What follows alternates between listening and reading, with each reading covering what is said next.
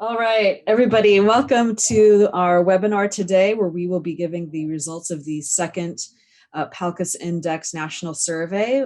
We ran the survey from 2019 through most of 2020. And my name is Angela Simos, and I'm here with Dr. Dulce Maria Scott from Anderson University in Indiana. And I wanted to say thank you to her because she really is the engine behind this entire survey. She helps design the survey. She collates all the data, does the analysis, all on a volunteer basis, as she is the PALCUS Research Fellow. And so thank you, Dr. Scott, for being here with us today and all your work that goes into preparing this wonderful data, which is really the only national survey done about the Portuguese American community. So we're really thankful and blessed to have your work and expertise on this initiative. Thank you, Angela, and welcome to everyone that's online right now or that will be listening to the presentation at a later time. And of course, my interest in doing this is academic, but also my interest in helping us become a recognized population within the United States. And PALCUS and Angela are just amazing with the amount of work that they do to promote the interests of the Portuguese American in the United States. And so I'm thankful for the work that they do as well. Thank you. And so we also want to thank, we can go to the next slide, Dr. Scott. So we are two main sponsors of the survey, which is the government of the Azores and also Anderson University. And so without their support, it would be much more difficult to do the survey. So for those listening in, you can ask questions on Zoom in the chat. And if you're watching on Facebook, go ahead and post your comments on Facebook, and I'll be tracking those, and I will let Dr. Scott know if you have. Okay, Angela, could you say something about why? So without further ado, Dr. Scott. Yes. Yeah, go ahead. You can. Oh, okay. Go for it. So before we go into the results, I would like to remind people that the survey was based on a sample of convenience, mostly social media and PALCUS membership, and that therefore it is not representative of the entire Portuguese American population. We do compare and use data from the American Community Survey, the 2019 data, as well as some other data from some other years, in order to determine in which ways our survey might be a little biased. But generally, given the methodology that we have used, we have a sample of people that tends to be more educated than the general Portuguese American population. And we have some other differences that we will mention as we go along. Starting with where people were born, we have about 53.5% of the population that participated in this survey of our sample who were born in Portugal. And so it's half and half. This is a much higher percentage of immigrants in our survey than there are in the Portuguese American population. According to the ACS, 82% of all Americans were born, Portuguese Americans were born in the United States. It doesn't surprise me that people from the first generation and the immigrant generation, you'd be interested in participating in this survey since they have perhaps a stronger Portuguese identity than people from subsequent American-born generations. We divided the generations into first, 1.5, second, third, fourth, and beyond. The first generation are adults, as well as people who are adolescents but arrived with, after the age of 14. And then the 1.5 is 3 years old to 14 years old. The reason we separate them is that they basically grew up in the United States, and therefore they would be different from their parents. The second generation includes the first generation that was born in the United States, as well as anyone that arrived with their parents 3 and younger. And then the grandchildren, the great-grandchildren, and the mixes of generations.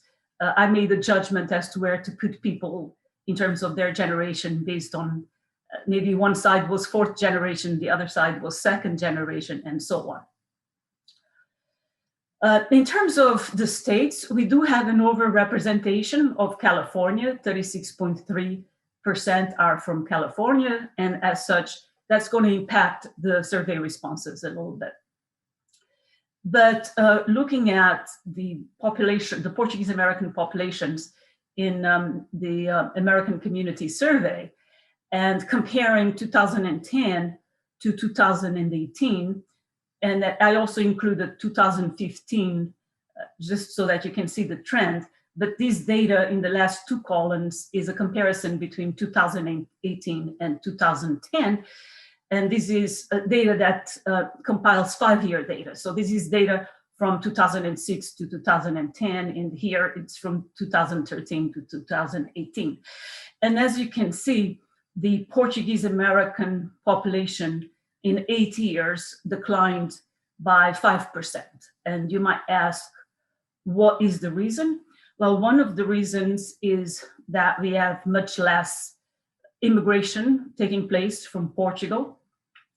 And the people that are from the large 3rd wave of immigration from Portugal from the 1960s and 70s are getting older, and some are passing away. And this could also be a result of people just marrying outside of the group and eventually just losing their identity as Portuguese. But we can also see here that Portuguese Americans are leaving the traditional states of settlement. Look at California, it lost 35,000 people. Well, 35,604 in 8 years. Then Hawaii also lost population as well, Massachusetts, and then Rhode Island. And New Jersey lost as well, but a little bit less. And on the other hand, a state like Florida is gaining population, Portuguese American population. These might have to do with the older Portuguese Americans from the traditional settlements, states of settlement moving there. We also have Colorado, although since our population is small in Colorado, the increase is not that large, but in terms of percentage, it is large. And the other one that's also increasing quite a bit is Texas, and then North Carolina, and so on. And this probably has to do with the children of immigrants moving to these other states in order to get more opportunities. In terms of gender, we had an overrepresentation of females. Here you see the data, 50.1% female and 49.9% male, according to the American Community Survey, which is published by the Census Bureau. As you get to the elderly population, you can see that according to the American Community Survey, we have the gender imbalance increases with 53.1% female and 46.9% male. In terms of the age, basically our median age in the sample for our survey was between 45 and 54. The Portuguese American population overall is older than the American population in general. Our median age is 41.0%, whereas the American population, the median age for that population is 38.5. But what is interesting is that for the population that was born in Portugal, immigrant population, the median age is 59.5. This is a population that's getting to be much older, again, because after the great wave of immigration in the 1960s and 70s, immigration came to be reduced, the level of immigration was reduced quite a bit. And so this is an aging population, the immigrant population. Majority of the people were married. We have an overrepresented representation of married people in the survey.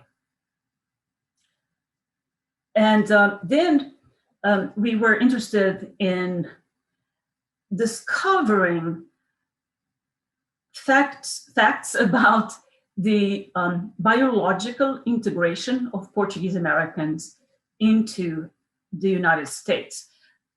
Over 80% of all Portuguese Americans were born here, and like any other immigrant group, there's going to be, particularly as the generations succeed each other, quite a bit of intermarriage, marrying people of different ethnic groups. So when I ask my students what their ancestry is, they'll say, oh, Irish, English, Italian, this and that. And inevitably, that will happen with the Portuguese. But among the people participating in the survey, we still have almost 80%, 79.4%, that are single in ancestry. And this is not surprising because we have an overrepresentation of the immigrant generation in our survey. And then when we asked people about the ancestry of their spouse, then we can see that although 79.4% have a single ancestry, that when it comes to who they are marrying, that for only 48.3% have a spouse that is of Portuguese ancestry. And now to compare these, and then you can see the decrease by generation, that as the generations succeed each other, the trend is that people are much less likely to marry people that are of Portuguese descent. I was surprised even that with the first generation, only 64.1% were married to another Portuguese person. And then looking at the ancestry data in the American Community Survey, in 2019, only 40% of all people that reported Portuguese ancestry stated that they had a single ancestry. Majority, 60%, stated that they were of mixed ancestry or multiple ancestry. In 2013, the question was asked slightly differently, and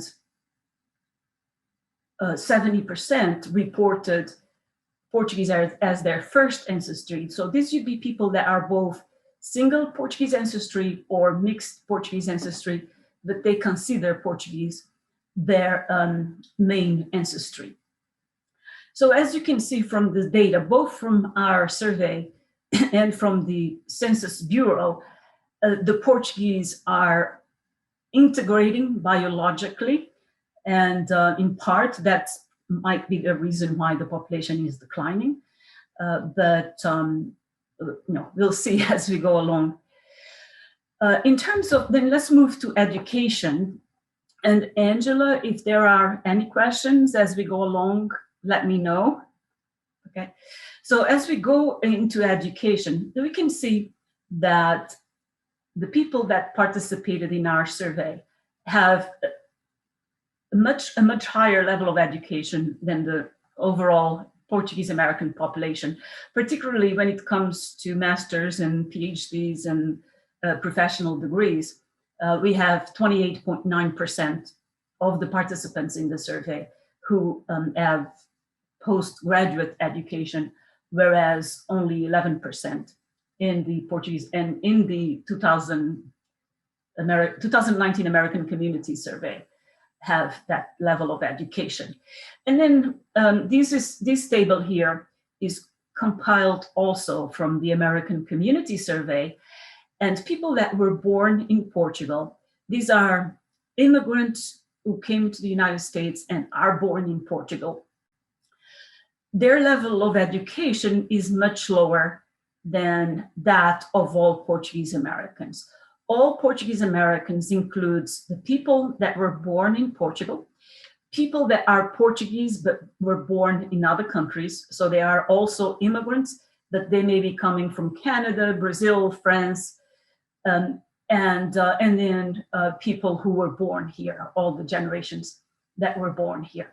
And as you can see, the level of education from those born in Portugal, the immigrant generation born in Portugal, compared to all Portuguese Americans, which includes them as well, it is much higher. So we are making progress educationally when we compare ourselves to the general American population. We are just slightly lower, but we have been making progress with every American community survey that's published. This level of education increases for the Portuguese Americans and also for those born in Portugal, because the more recent immigrants coming from Portugal also have higher levels of education. Employment, everyone, I mean, not everyone, a large percentage were employed full wages. Several people work for themselves, some are retired, etc. And 67.2% of all Portuguese Americans are in the labor force. So it's a fairly good participation in the labor force. In terms of businesses, the business people that participated in the survey generally own small businesses. We only had 6 businesses who had over 100 employees. And the majority, 64.8% of them, were very small businesses, 4 and less. The largest business had 4,000 employees. In 2017, we had a business that responded that had 10,000 employees. We don't know if these are the same businesses. They're probably different. I can't fathom you losing 6,000 employees in 3 years. So these are probably different businesses. It's just that the people from this business probably did not participate in the survey this time around.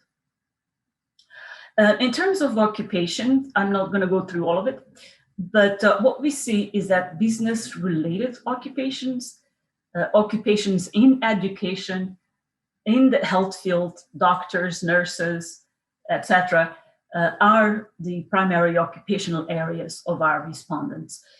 So our respondents are to a large extent working in white-collar jobs, middle-class jobs.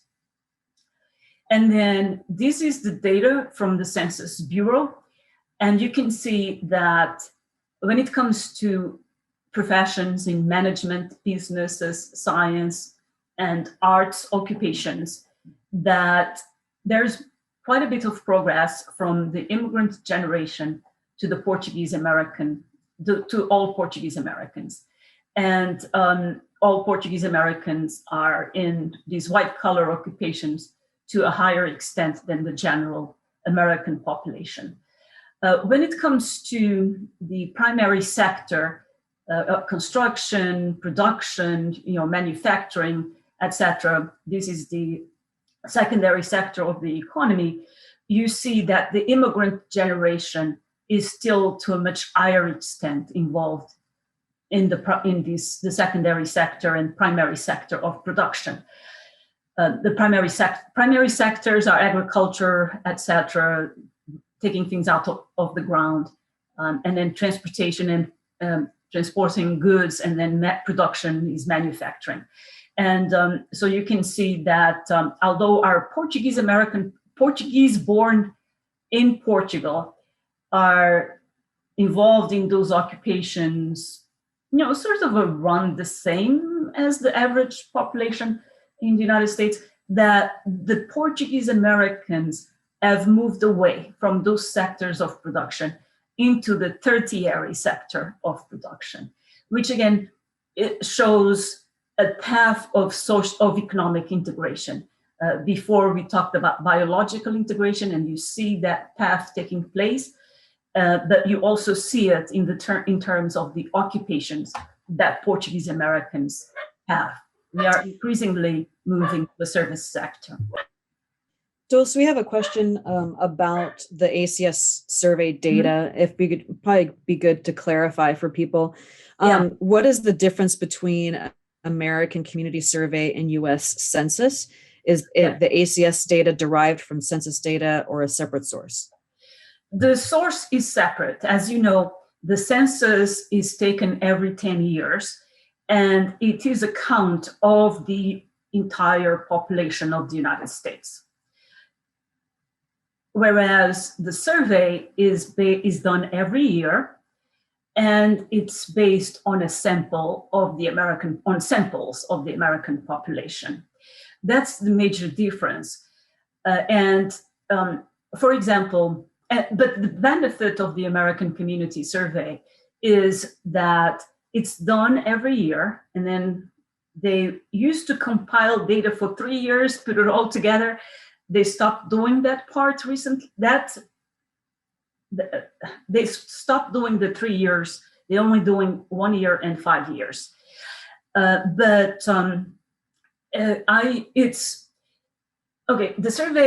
census is done every 10 years. But things change quite a bit from, say, 1990 to 2000, and then 2010 and 2020.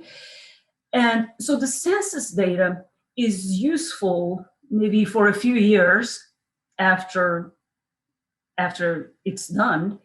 And then things change in the population, but we will not measure that change until 10 years later. And so the American Community Survey fills that gap.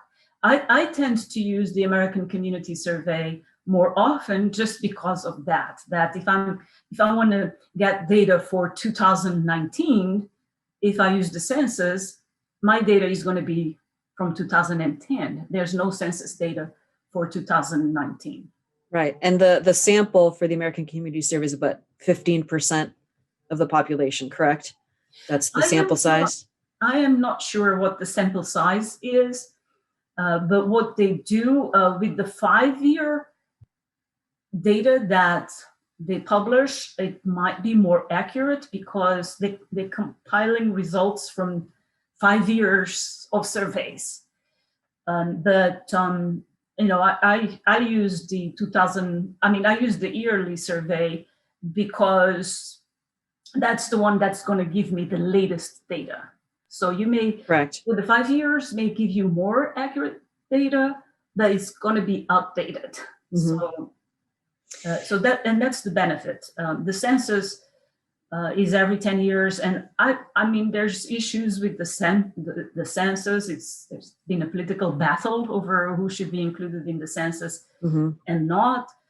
Do you include illegal immigrants? We know that we have some illegal immigrants in our population. Are they going to be included in the census? I do not know. Right.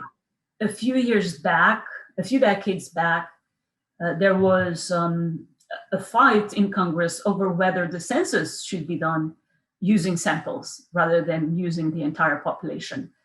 And Republicans generally prefer counting the entire population, and Democrats you'd have preferred to do it on the basis of samples.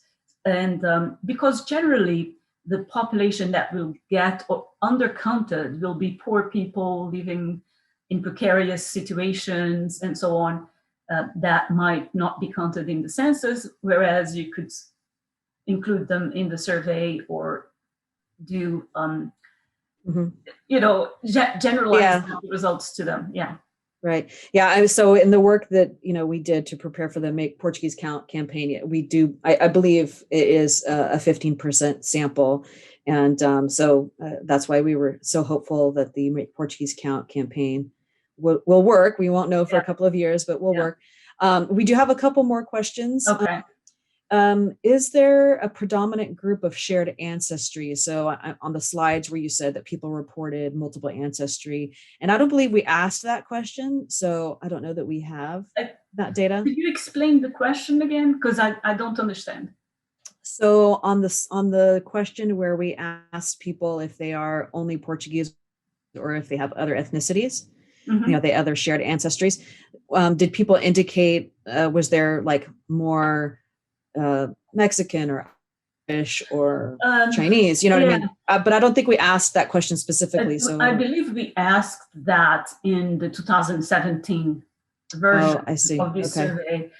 And I didn't think that data was that useful and hard to count because, some people have 3 ancestries, some people have 4, Right. And so this time around, and we were being careful about space and the length of the survey, that, I don't think we asked the question. Okay. But if you look at the 2017 survey, it may be there because we did ask that question. Yeah, we can go back. And that report and webinar is on our website, as well this one will be. And if we did not include it, you can ask me and I can let you know what the results were.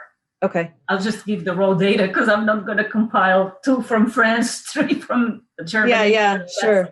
Right. Yeah. And then another question, the latest data about US states with Portuguese Americans is from 2018, not 2019? No, it's 2000.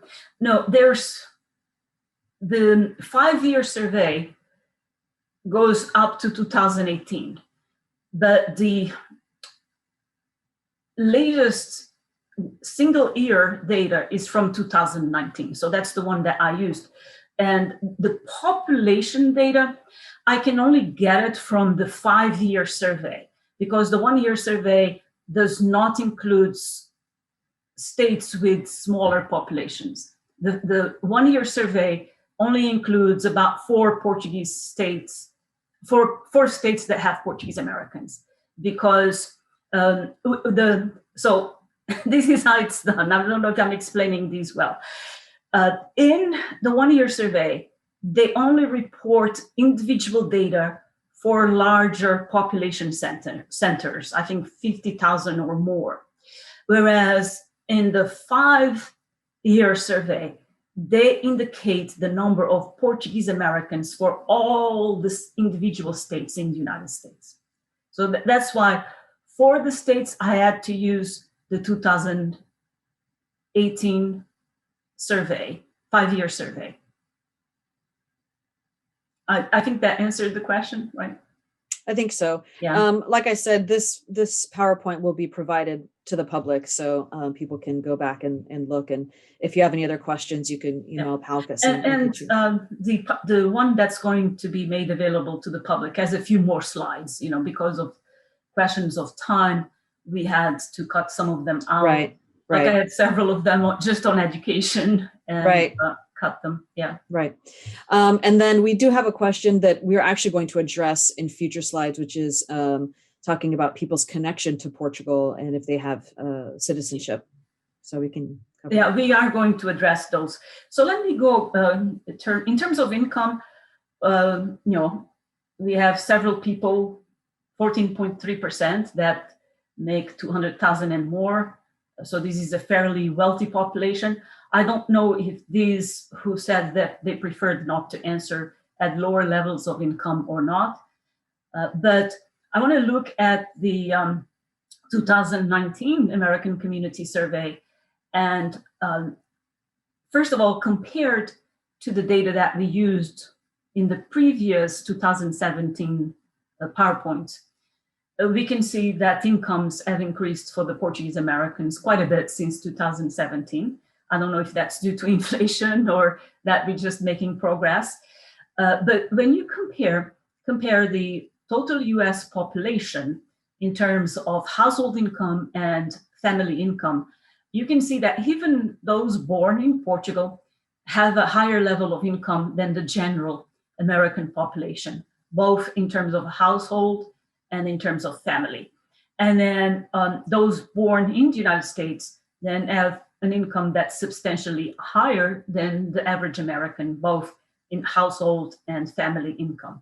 And then these are the states that are actually provide the information. These are the only states that the 2019 American Community Survey provides information for at an individual level.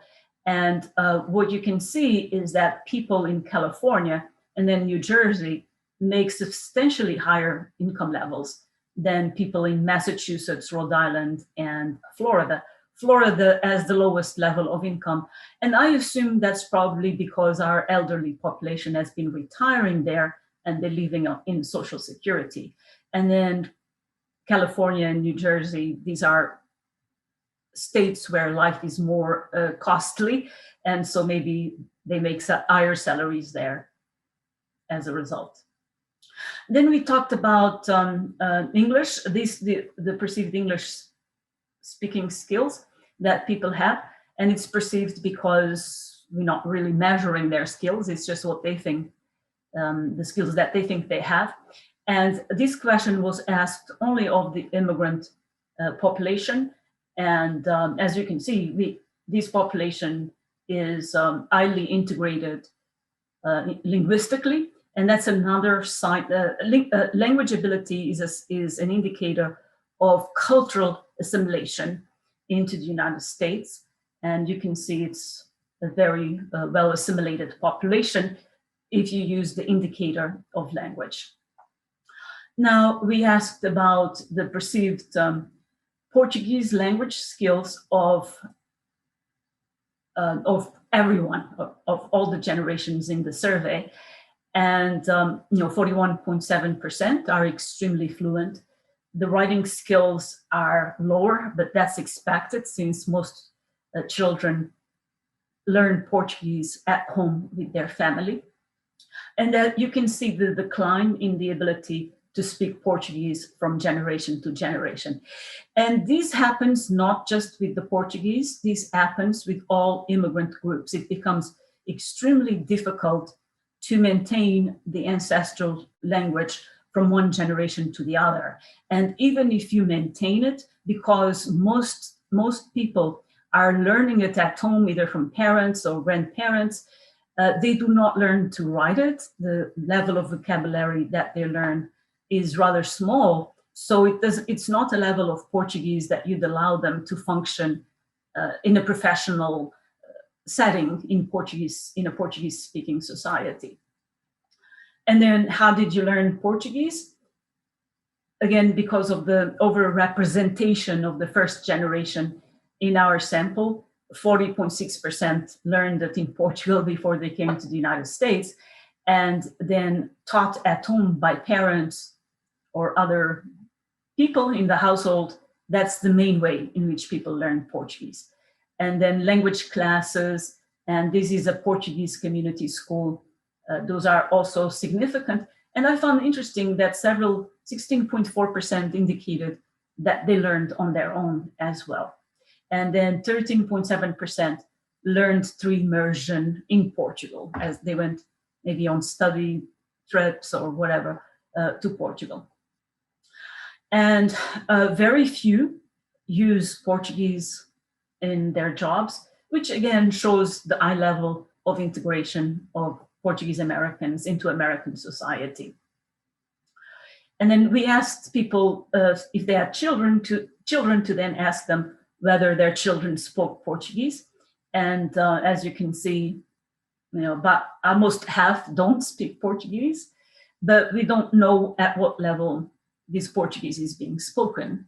Is it very fluent? Do they write as well? We don't know. But again, you see the decline in generation of children speaking Portuguese. Again, that's inevitable because everything is done in English. That's the language that we need in order to function in American society.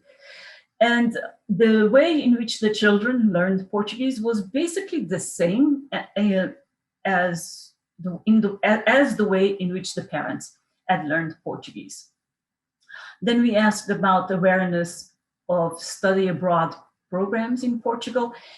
And I was surprised that almost 72% of the people who answered this survey were not aware of it. And the reason I was surprised is that this is a population that's highly educated, a population also that's first generation to a higher extent than the Portuguese American population is in the United States.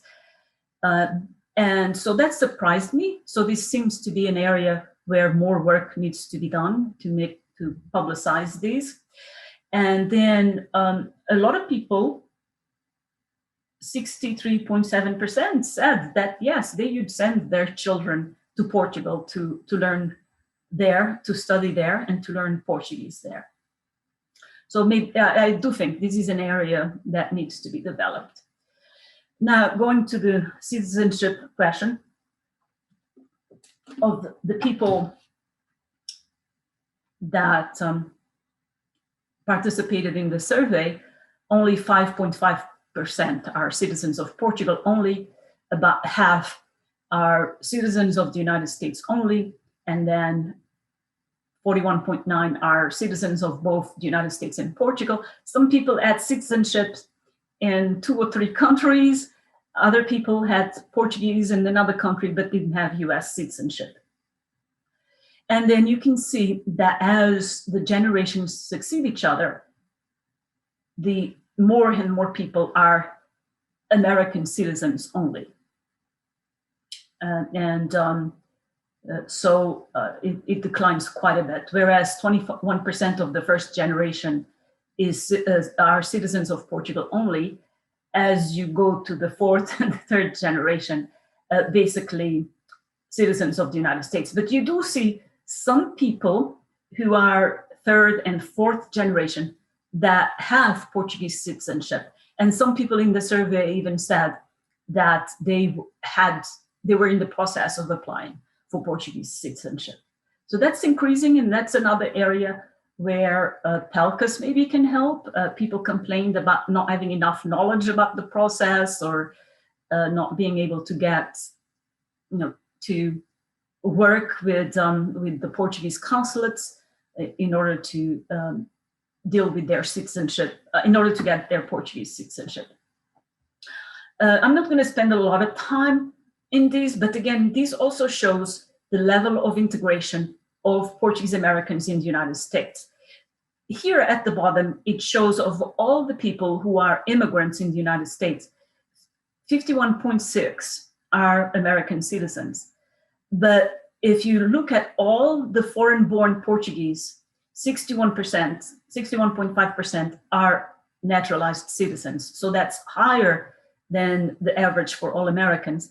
And if you consider the immigrants, only the immigrants that are born in Portugal, 75.1% are naturalized citizens. And this shows, from here to here, this shows a high level of, again, cultural integration in the United States, and political integration as well, because you can't participate in American elections unless you are a citizen.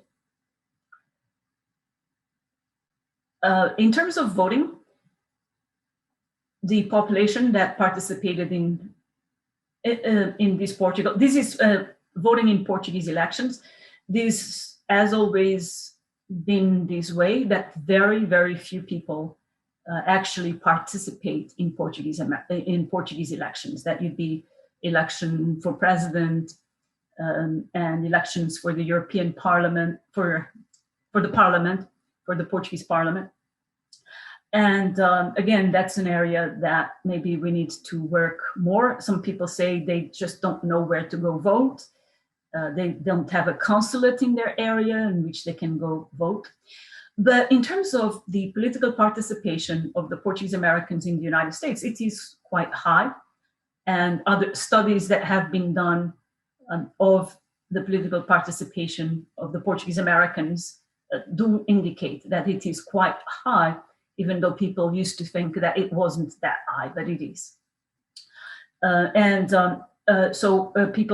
Okay, so anyway, moving on. We asked the question of, are you aware of the Make the Portuguese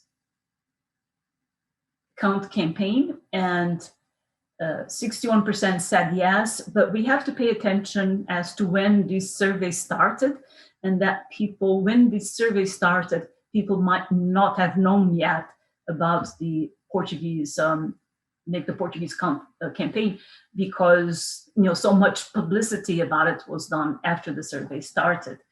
And then in terms of the number of people that you'd intend to indicate that their origins were Portuguese, the percentage actually, 97.1% said yes. I have no idea why 2.9% would say no. It might be because they were of mixed ancestry or some other reason. And then moving on to these other issues, do you consider yourself to be a part of a Portuguese community? And 81.7% did. And this is not surprising, because even with immigrant groups that have been in the United States for much longer than the Portuguese have, like the Irish, you still find a large geographical concentration of Irish Americans in the initial areas where the Irish settled, like Boston, New York, and so on. So this seems to be common, that the movement away from the traditional areas of settlement for all immigrant groups, not just the Portuguese, it doesn't happen at the rate that you'd expect, that it actually the descendants tend to stay within the same area as the immigrant generation. And the reasons in the literature, the reasons as to why, is that there's strength in numbers. So if you stay together, even if you second and third and even fourth generation, then you have more power to elect people from your own group, to network, to do businesses together. So moving on, the main challenges that people think the Portuguese community faces is the maintenance of the Portuguese language. There is a reversal in priorities from one survey to the next. The 2017 survey indicated that getting people involved in community organizations was the major challenge. And in this survey is maintaining the Portuguese language. But, it's close. So it seems that, in terms of barriers to Portuguese-owned businesses' success, again, because this is a very well integrated population, they probably don't think that there are that many barriers there, and a lot of people are not involved in businesses anyway. In terms of the biggest concerns, the cost of education, and this was the same as in the 2017 survey, and then Social Security and Medicare, increases in taxes, and so on. And then the biggest social concerns are political leadership. This seems to be higher than the previous survey, and more and more people seem to be concerned about politics, which is not surprising given what the situation that our country has been going through. But I found it interesting that racism and drugs and environmental problems then became also high items of concern for Portuguese Americans. And then in terms of more investment, Portuguese language classes, we have a population that's interested in learning Portuguese. So, we need more Portuguese language classes. Some people even said, I don't live in a Portuguese community, but I want to learn Portuguese. And I have no way of learning Portuguese where I live. Interesting that people want help in getting their children to college. And you can see the differences.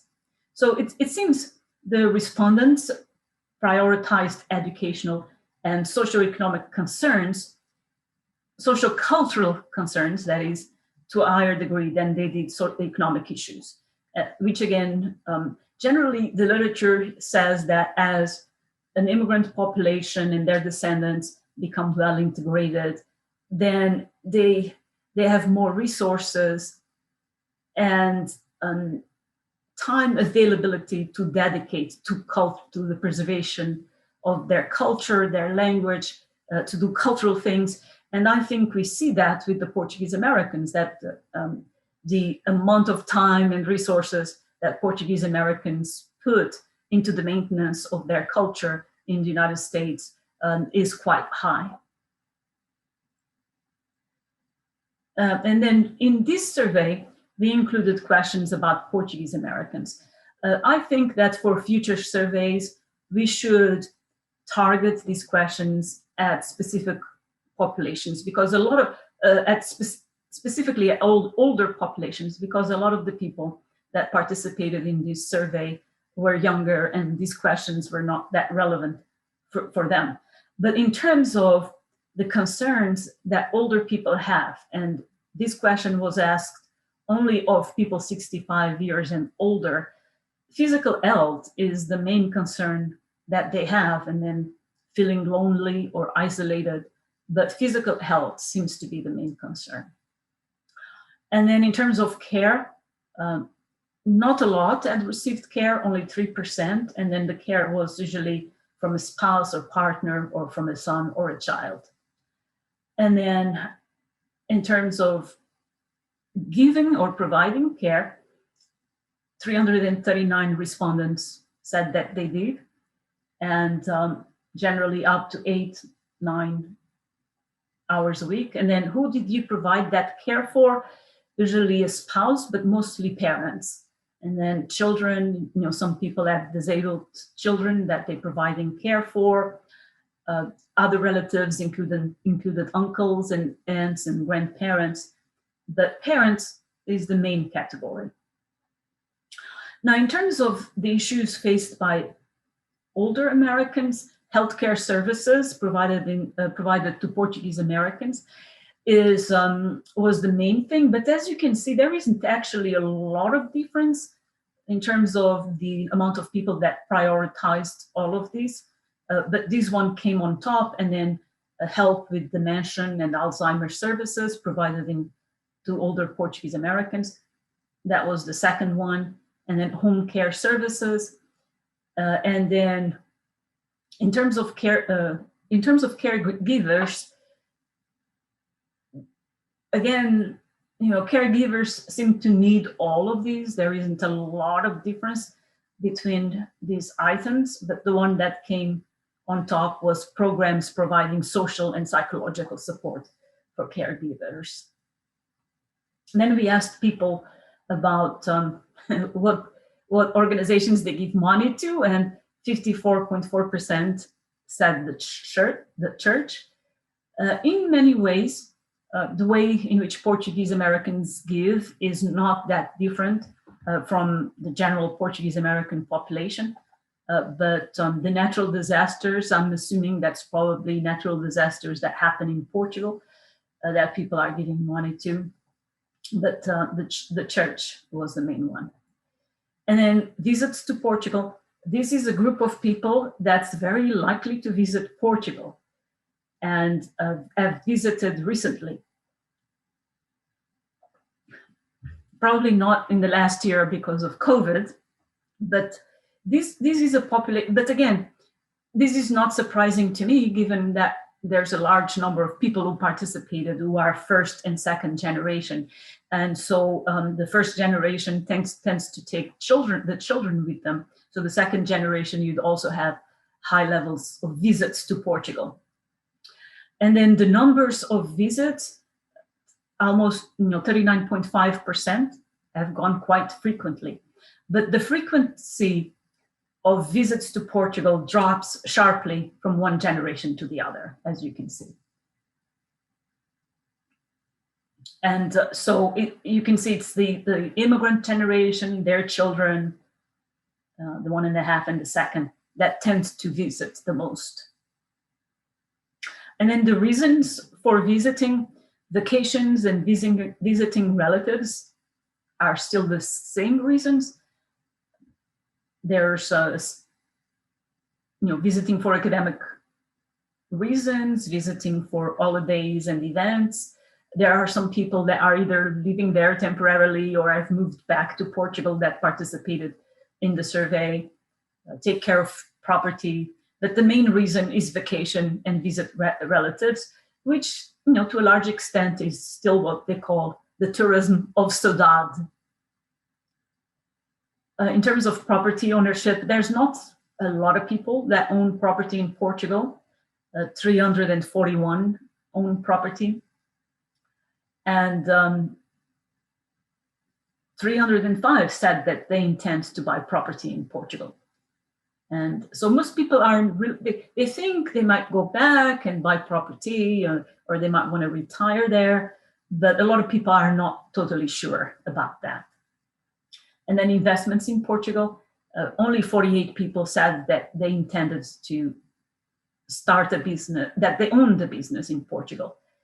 And only 82 people said that they planned to invest in Portugal in the future. So it's not that high, but there's some connections there. So I do think that the Portuguese American population generally has a high level of connection to Portugal. And that connection is reflected in a very high number of visits to Portugal, particularly from the first 1.5 and second generations.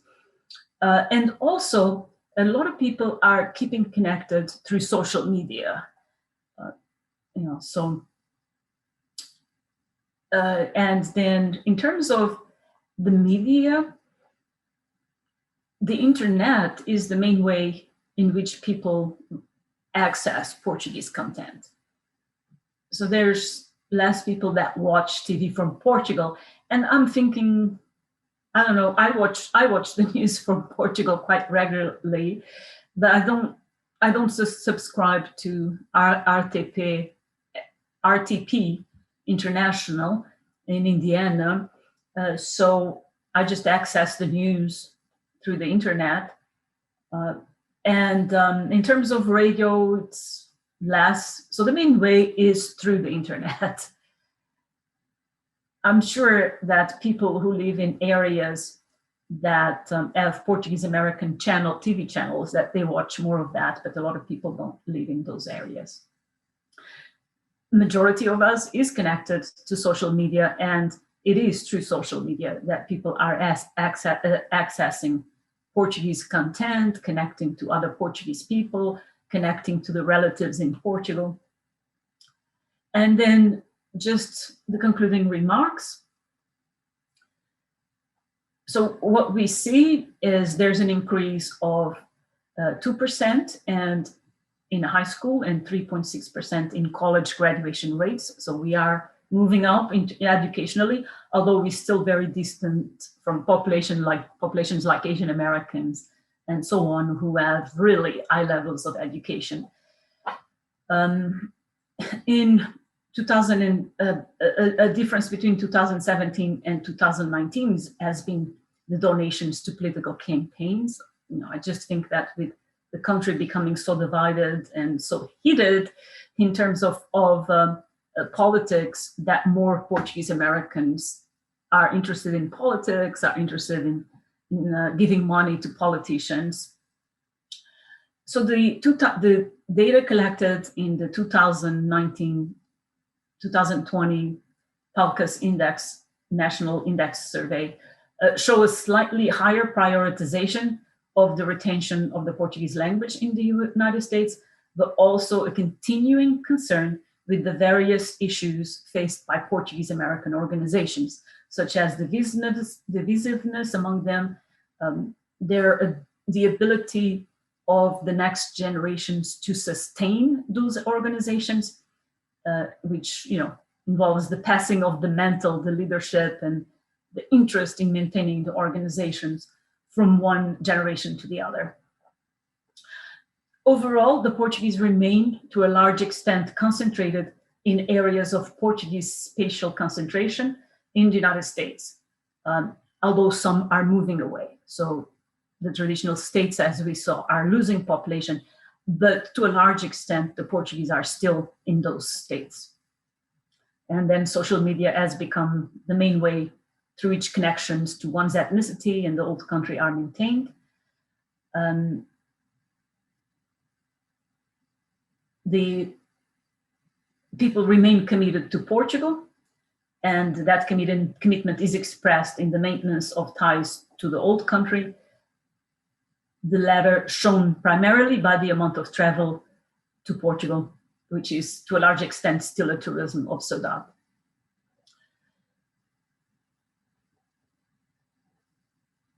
In terms of the Portuguese older Americans, they are still in need of linguistically and culturally appropriate social, psychological, and health services. This was a main issue, that these services needed to be provided in Portuguese, because we still have many older Americans who do not speak English. And so the services need not only to be in Portuguese, but need to be culturally appropriate as well. And then overall, the PALCUS Index Survey and the American Community Survey, that Portuguese Americans are an established group that continues to progress in its path of integration into American society, culturally, socioeconomically, and politically. Simultaneously, they remain committed to their Portuguese heritage, while being cognizant that due to the assimilationist forces so prevalent in American society, it is difficult to maintain the ancestral language, replicate ethnic traditions, and sustain ethnic social capital, that is the organizations, as the American-born generations succeed each other in the United States. And that's it. Thank you. Thank you. Muito obrigada. Thank you. Any other questions, Angela? Yeah, we do have one. And I'm not sure how we, if the data collected can be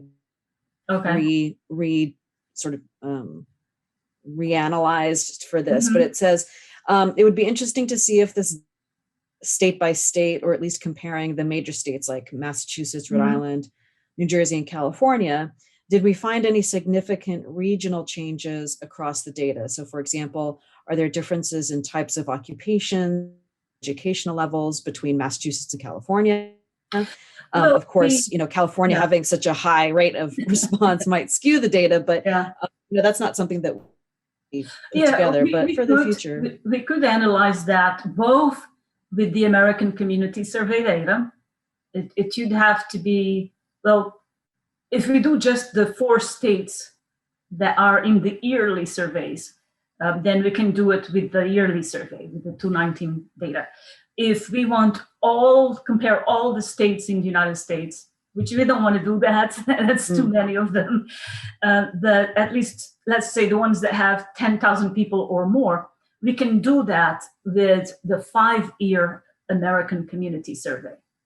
And with our data, we could also do that, but we have an overrepresentation of people in California, but we could maybe compare Massachusetts and Rhode Island together to California, and then New Jersey as well. Something to consider for next time. We don't have the data has been collected. We can do that. It's a question of running it. Right. And I should also mention that, this data can be made available upon request to anybody doing their own research, or maybe you're doing a thesis on the community in your region, or maybe like all of New England or something. We're happy to provide data upon request. So just send an email to palcus@palcus.org, and we'll work with Dr. Scott. And we can provide it in different formats.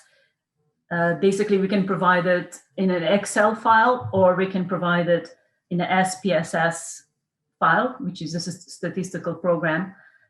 And, we can't give you access to the online survey because they only allow one person to use it, which is me, but I can download the data.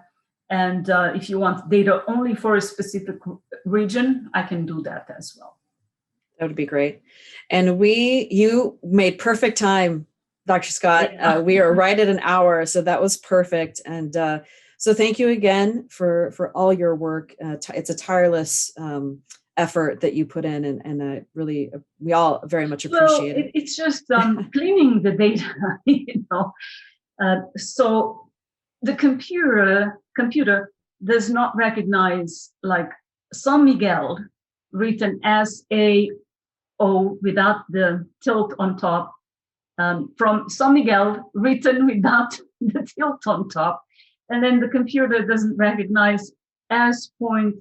Miguel So I have to go in, and there's like 1,600, is it 1,016? Something like that. Yeah. Right? Something like that. And clean that up. So it becomes very time consuming. So next time if we do these, I'll actually write all the islands there. And then they can just choose. There we go. That'll work. So the problem is that some people have ancestors in different islands. So, true. I'll have to put the other so that people can say other and then indicate what it is. And then it will be less work to have to clean that up than to go spell the 9 islands of the Azores exactly in the same way. Right. Among 1,600 respondents. So, well, this was fantastic. We will be providing this PowerPoint. The recording of this webinar will be made available, and we'll be putting out a press release as well. So again, this data will be available to the public for your consumption and use and other academic research or projects. And we will be doing another one probably in 2022, because we are doing this every 2 years because of the amount of work involved. And so, well, I mean, and people get tired of participating in surveys, right? So everybody be on the lookout for in 2022 the next survey link. And are you going to do an announcement of the voting trends survey? Yes. Yes. Okay. So we will also be doing a webinar on a survey we conducted about voting trends in the Portuguese community. And so some of you may have filled that out and are anxiously awaiting the results of that. We essentially just wanted to provide a data point around, does the Portuguese community vote more Democrat or Republican? There was a lot of anecdotal guesses, people, speculating, but there was no actual data point. And again, just like this survey, it's not completely representative of the entire community, but it gives a sample and it gives a data point that we can speak to. And so we will be doing that webinar in the next few weeks and also publishing that report with a press release as well. So be on the lookout for that. Okay. All right. So did we answer all the questions that were there? Yes, everything came in. We had a couple of thank yous. And actually, we have a volunteer on Facebook volunteering to help clean the data. Okay. He's a computer engineer. He's a software engineer. So we'll reach out to him. You can have some help. That's good. One side, well, the issue is that they have to have SPSS in their computer. Okay. So we'll see if he does. If he does? I don't know. I'll connect you with him. Yeah. Okay. Okay. So because I use SPSS to analyze the data, which is a statistical program, and that's where I usually correct the data. So okay. Although I could possibly, maybe there's a way of correcting it in Excel and then transferring it to SPSS. But, I'm going to leave it to you and the software engineer to figure it out. But we're going to wrap it up. And again, thank you so much, Dr. Scott. This was amazing. Thanks to everybody who attended the Zoom and also watched on Facebook. We appreciate your time, and please share this with family and friends, because the more people that know about this data and know about the survey, the better. And if you have any questions, just let us know. And Angela, you said you recorded these, right? Yes, it will be available on Facebook, on YouTube, and on our website. Okay. All right. Well, excellent. Nice Thank to you see so you again. much, everybody. Okay. Nice to see you again. Have a wonderful day. Thank you. You too. Bye-bye. All right. Bye-bye.